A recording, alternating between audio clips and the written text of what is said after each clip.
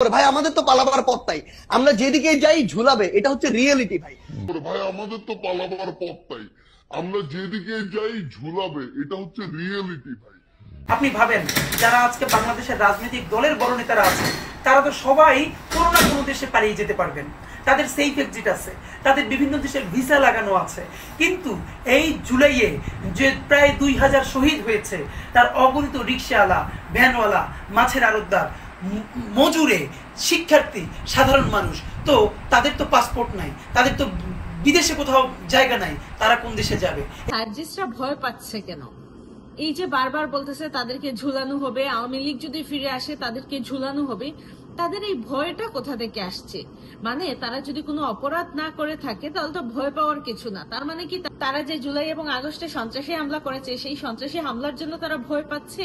এবং আরেকজন বলছে যে যদি আওয়ামী লীগ ফিরে আসে, আপনাদের তো ভিসা পাসপোর্ট আছে, আপনারা তো দেশের বাইরে চলে যাবেন। মানে এই সমন্বয়ক উপদেষ্টাদের উদ্দেশ্যে বলছে যে ওনাদের ভিসা পাসপোর্ট করা আছে, ওনারা দেশের বাইরে চলে যাবেন। কিন্তু যাদের ভিসা পাসপোর্ট নাই, যারা বাংলাদেশে থাকবে, তাদের কি হবে? তার মানে তাদের এত ভয় কেন? তার মানে তো এইটাই প্রমাণিত যে জুলাই এবং আগস্টে তারা যে জঙ্গি হামলা করেছে সেটা তারা নিজেরা অনুধাবন করতে পারছে এবং তারা বুঝতে পারছে এইটা সর্বোচ্চ শাস্তি মৃত্যুদণ্ড হবে, এবং সেই জন্যই তারা বারবার ভয় পাচ্ছে।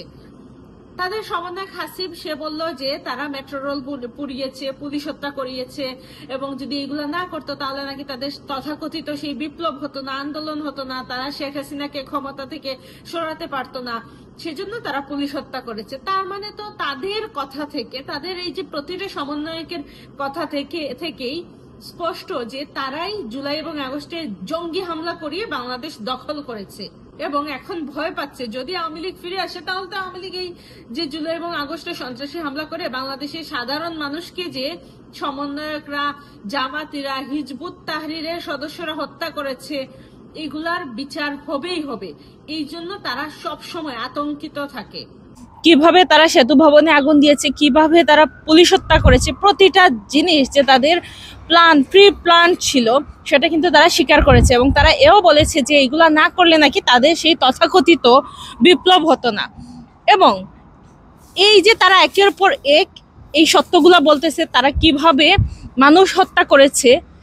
গতকাল আরেকজনের মুখে শুনলাম তাদেরই মানুষ, ইনকিলাব মঞ্চের সভাপতি বলতেছে কে কিভাবে খুন করেছে, তাদের শাস্তি কি হতে পারে। এইগুলা আমাদের সিনিয়র বিএনপি কয়েকজন নেতৃবৃন্দ অনেক আগে বলেছিলেন যে তোমাদের কাজ তোমরা যেটা করেছো এখন বাসায় ফিরে যাও। মানে এটা তো হাস্যকর কথা না? মানে আপনি যারে দিয়ে খুন করাইলেন, লিটারালি খুন, তো কি অর্থে খুন? যে আজ কোনোদিন যদি ফ্যাসিবাদী প্রথা আবার ফিরে আসে, ফাঁসির মঞ্চে তো এরাই সবার আগে ঝুলবে। সুতরাং যারা ফাঁসির মঞ্চে ঝুলবে এদেরকে আপনি এখন পড়তে যেতে বলছেন, তার নিরাপত্তা নিশ্চিত না করে, এটা তো জীবনের সাথে ভাই হাস্যকর কথা। আপনি যারে দিয়ে খুন করাইলেন, লিটারালি খুন, তো কি আপনি যারে দিয়ে খুন করাইলেন, লিটারালি খুন, তো কি অর্থে খুন? যে আজ কোনোদিন যদি ফ্যাসিবাদী প্রথা আবার ফিরে আসে, ফাঁসির মঞ্চে তো এরাই সবার আগে ঝুলবে। সুতরাং যারা ফাঁসির মঞ্চে ঝুলবে এদেরকে আপনি এখন পড়তে যেতে বলছেন, তার নিরাপত্তা নিশ্চিত না করে, এটা তো জীবনের সাথে ভাই হাস্যকর কথা।